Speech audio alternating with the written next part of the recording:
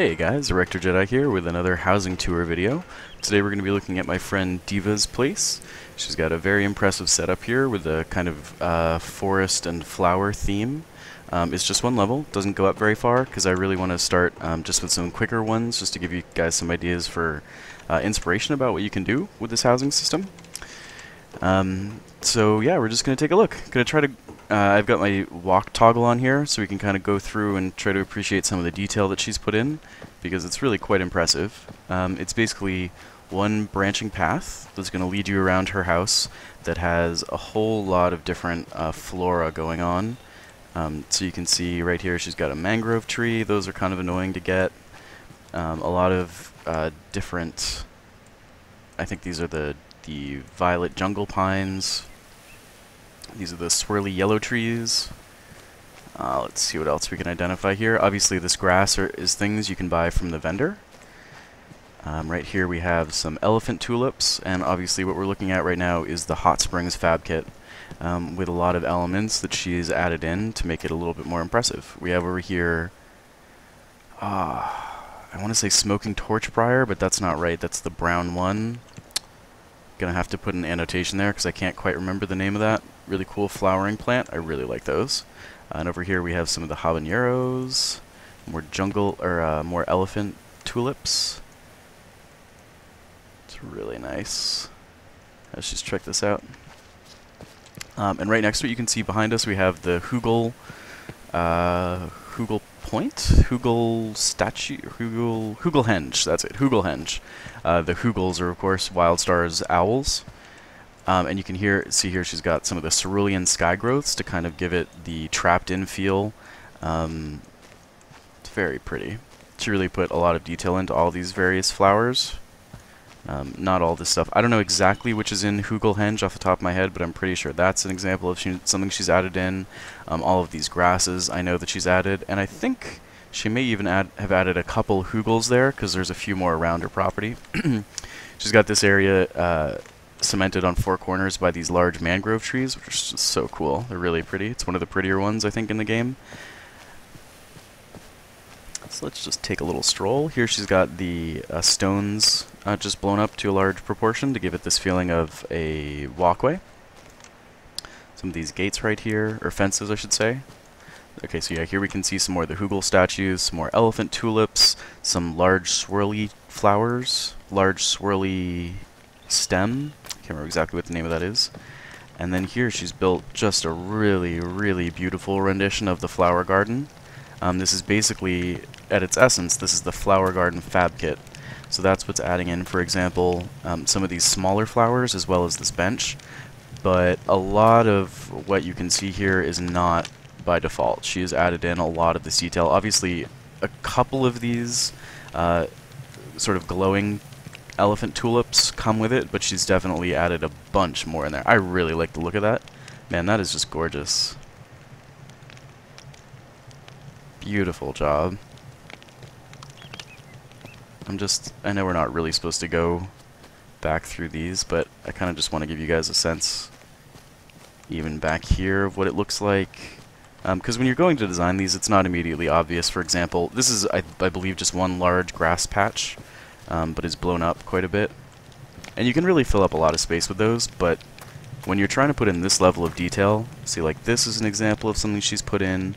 A few of these back here, this campfire, all of this stuff over here and to the background. Obviously all of these trees are put in. It's just beautiful.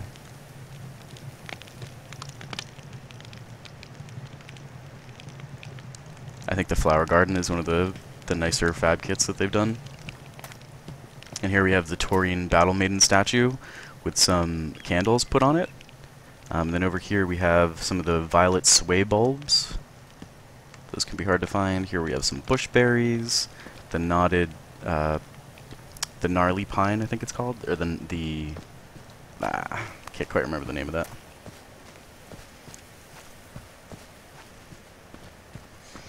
And you can see there's, even though the feeling, like right now it feels a little bit cramped, because of the way she's designed these pathways, it actually, I think, makes the plot feel much more expansive.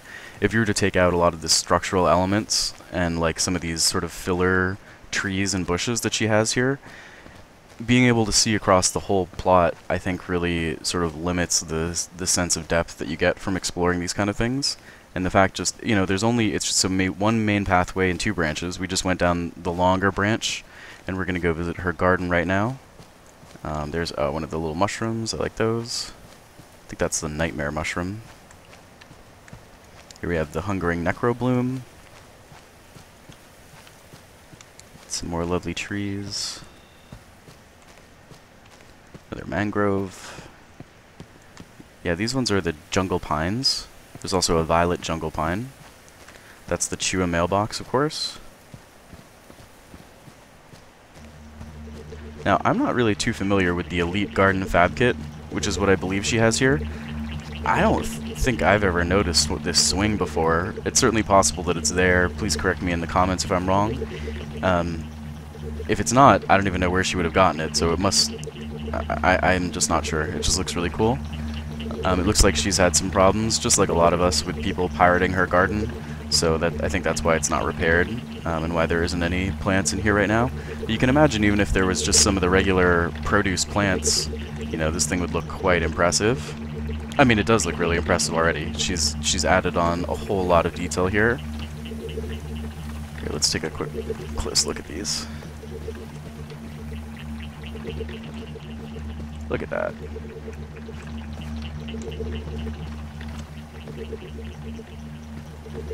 Now, I've done something like this with my garden also. Tried to turn it into a little bit more of sort of a workbench area. But you can see just some of the stuff she's done. And the way that she's worked these trees into the whole you know, landscape, I think is just really beautiful. Looks like we can sort of sneak through the bushes here to get over to the garden. Oh, actually, I was just about to end the video over here in the garden, but actually let's take a quick look through her house. Because if I remember when I was here a few days ago, she actually has a really, really nice inside house also. So let's go peek through that real quick.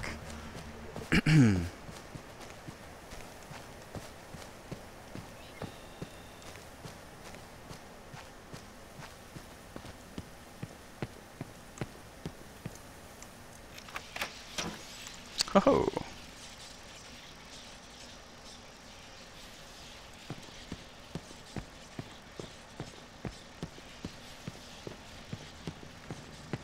So here we have the spacious Cassian house, for those of you who have not seen it yet.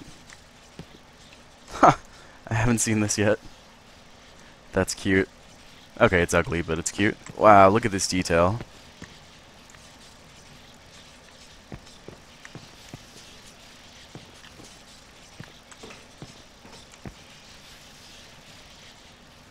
Really nice.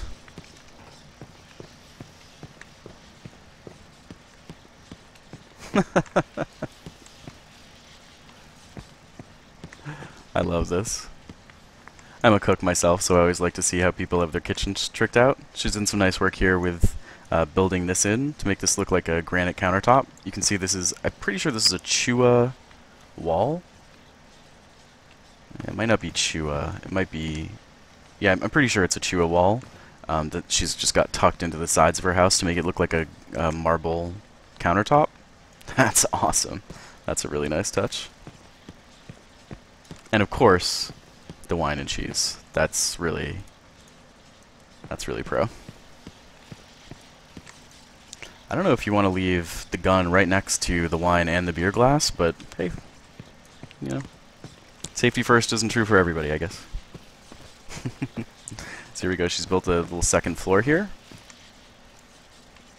That almost looks like the golden sun stag I've been farming to get that interesting golden sun cosmetic item. And you can see here she's built a really nice library up. See, there's nothing here in this house, in this plot, that is mind-blowing. You'll see a lot of housing stuff that is some weird concept, you know, like a theme taken to the max. But I really, really like what Diva has done here. It's just the attention to detail.